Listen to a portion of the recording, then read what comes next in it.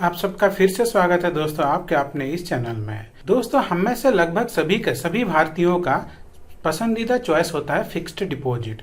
अगर हम अपने पैसे को कहीं पे सेफ रखना चाहते हैं तो सबसे पहला विकल्प होता है फिक्स्ड डिपॉजिट। और क्यों भी ना हो, क्योंकि अभी रिसेंटली आपने देखा होगा कि पिछले कुछ महीनों में सारे बैंक अपने फिक्स्ड डिपॉजिट का इंटरेस्ट रेट धीरे धीरे करके बढ़ा रहे हैं। पहले ये 5-6% था, अभी ये बढ़ के 7.5% तक हो गया है दोस्तों अगर आप एक सीनियर सिटीजन है और फिक्स्ड डिपॉजिट करते हैं तो आपको 7.6% तक का रिटर्न मिल सकता है। अगर आप एक सीनियर सिटीजन नहीं है तो आपको 6.5 से 7% तक का इंटरेस्ट मिल सकता है दोस्तों। फिक्स्ड डिपॉजिट आपके पैसे को सिक्योर बनाता है, उसी के साथ साथ आप आराम से इसमें अच्छा खासा रिटर्न पा सकते हैं। पर दोस्तों फिक्स्ड डिपॉजिट को छोड़ के भी ऐसे बहुत सारे स्कीम्स हैं जिसमें कि आपको गवर्नमेंट की तरफ से सिक्योरिटी दी जाती है कि अगर आपका पैसा का कुछ भी प्रॉब्लम होता है तो गवर्नमेंट आपका सारा का सारा पैसा आपको रिटर्न करेगा विद इंटरेस्ट। उसी के साथ साथ दोस्तों गवर्नमेंट का ये जितने भी स्कीम है वो भी अपना इंटरेस्ट रेट बढ़ा रहे हैं। आज हम ऐसे दो चीज का कंपेयर करेंगे। सबसे पहले हम देखेंगे कि एसबीआई का फिक्स्ड डिपॉजिट, उसके बाद हम देखेंगे post office national saving certificate, और इन दोनों को कंपेयर करेंगे और देखेंगे कि कहाँ पे आप पैसा डिपॉजिट करेंगे तो 5 साल के बाद आपको ज्यादा रिटर्न मिलेगा। दोस्तों सबसे पहले हम आते हैं एसबीआई के फिक्स्ड डिपॉजिट में। तो इसको समझने के लिए चलिए दोस्तों हम चलते हैं अपने स्क्रीन पे और वहां पे देखते हैं इसके यहाँ पे आपको कितना रिटर्न मिलता है। दोस्तों हम आ गए हैं अपने लैपटॉप के स्क्रीन पे। यहाँ पे आप देख सकते हैं हम स्टेट बैंक ऑफ इंडिया का ऑफिशियल साइट खोल लिया है। तो दोस्तों revised interest rate retail domestic deposit यानी कि फिक्स्ड डिपॉजिट का इंटरेस्ट रेट के बारे में ये बता रहा है। दोस्तों स्टेट बैंक ऑफ इंडिया ने अपने फिक्स्ड डिपॉजिट पे इंटरेस्ट रेट पे चेंज कर लिया है। ये 15 फरवरी 2023 से लागू हो रहा है। यहाँ पे दोस्तों मान लीजिए आप 5 साल के लिए अपना पैसा डिपॉजिट करते हैं तो यहाँ पे आपको 6.5% के इंटरेस्ट रेट के हिसाब से आपको वापस मिलेगा।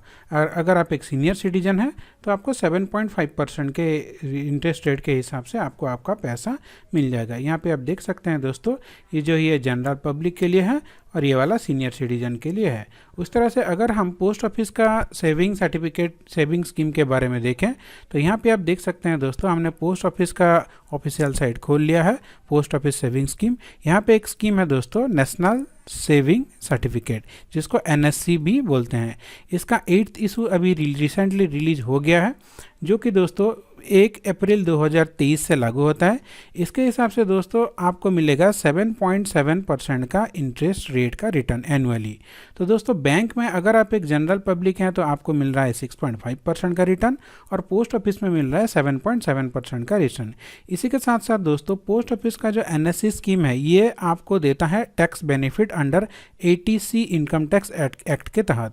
यहाँ पे दोस्तों आपको 1.5 लाख रुपए तक का टैक्स बेनिफिट मिलता है।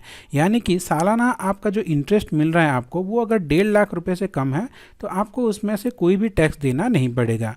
उसी तरह दोस्तों बात करें हम अपने एसबीआई के फिक्स्ड डिपॉजिट की तो दोस्तों यहाँ पे आप देख सकते हैं यहाँ पे जो टीडीएस है जो टैक्स है वो एप्लीकेबल है यहाँ, यानी कि आपको जो भी इंटरेस्ट मिलेगा वहाँ पे टैक्स आपको कटेगा। हालांकि आप फॉर्म 15G और 15H से सबमिट करके अपने टैक्स को डिडक्ट कर सकते हैं।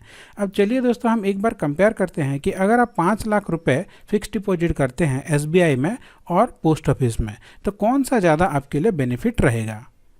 दोस्तों हम यहाँ पे आ गए हैं लमसम कैलकुलेटर पे। यहाँ पे आप देख सकते हैं दोस्तों कि टोटल इन्वेस्टमेंट आप यहाँ पे 5 लाख रुपए का इन्वेस्टमेंट करेंगे दोस्तों। तो सबसे पहले हम इसको 5 लाख रुपए कर देते हैं। अब देखिए दोस्तों जो स्टेट बैंक ऑफ इंडिया है एफडी पे ये दे रहा था 6.5% का इंटरेस्ट, तो हम यहाँ पे कर देते हैं 6.5%। अब टाइम पीरियड 5 साल के लिए करेंगे तो इसको हम 5 साल कर देते हैं। आप अपने हिसाब से जितना भी इन्वेस्टमेंट करेंगे उसके हिसाब से यहाँ पे आप इसको चेंजेस कर सकते हैं। तो इस कंडीशन के हिसाब से दोस्तों 5 लाख का इन्वेस्टमेंट अगर आप 6.5% इंटरेस्ट के हिसाब से 5 साल के लिए करते हैं तो 5 साल के बाद मिलेगा दोस्तों आपको 6,85,043 रुपीज़। ये आपको मिल रहा है दोस्तों आपके स्टेट बैंक ऑफ इंडिया से। इसको हम कहीं पे नोट कर लेते हैं दोस्तों ताकि हमें इसका डिफरेंस पता चले आगे। तो यहाँ पे हम इसको कैलकुलेटर खोल लेते हैं। तो कैलकुलेटर पे हम ये वैल्यू नोट कर लेते हैं दोस्तों 6,85,000 और 43 रुपीज़। ये हो गया आपका, आपको मिल रहा है आपके एसबीआई से। अगर इसी को दोस्तों हम इसी 5 लाख रुपए को अगर हम पोस्ट ऑफिस में रखते तो जैसे कि हमने देखा था कि पोस्ट ऑफिस पे आपको मिल रहा है 7.7% का इंटरेस्ट, तो उस हिसाब से दोस्तों ये हो जाता है 7,24,517। तो यहाँ पे आप डाल देते हैं दोस्तों 7,24,517।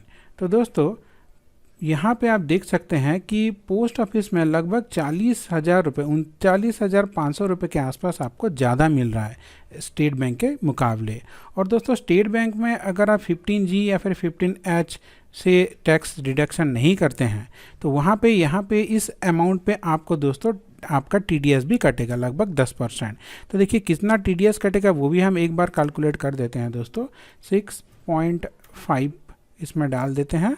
तो दोस्तों यहाँ पे देख सकते हैं आपको 1,85,043 रुपीज़ का आपको यहाँ पे मिल रहा है दोस्तों, आपका लाभ मिल रहा है। इसका 10% मतलब लगभग 15-17 हज़ार रुपये यहाँ से आपका डिडक्ट हो जाएगा दोस्तों। तो इसका मतलब अगर आप अपने पैसे को पोस्ट ऑफिस के NSC स्कीम में इन्वेस्ट करते हैं तो आपको ज़्यादा बेनिफिशियल रहेगा, ना कि किसी बैंक के FD में करें। तो दोस्तों स्मॉल फाइनेंस बैंक के अगर आप बात करें तो वहाँ पे थोड़ा ज़्यादा रिटर्न मिलता है 9%, पर वहाँ पे आपका पैसों को भी थोड़ा सा रिस्क होता है। अब दोस्तों NSC का और एक फ़ायदा क्या है, यहाँ पे ये गवर्नमेंट आपको सिक्योरिटी देती है कि आपका पैसा कुछ नहीं होगा, गवर्नमेंट की तरफ से आपको गारंटी मिलती है। तो आप आंख बंद करके पोस्ट ऑफिस के सेविंग स्कीम में इन्वेस्ट कर सकते हैं और इसका लाभ उठा सकते हैं। आशा करता हूँ ये जानकारी आपको अच्छी लगी होगी। अगर ये जानकारी आपको अच्छी लगी होगी तो इस वीडियो को अपने दोस्तों के साथ ज़्यादा से ज़्यादा शेयर कीजिए, अपने इस चैनल को सब्सक्राइब कीजिए, वीडियो को लाइक कीजिए। आपका दिन मंगलमय हो। धन्यवाद दोस्तों।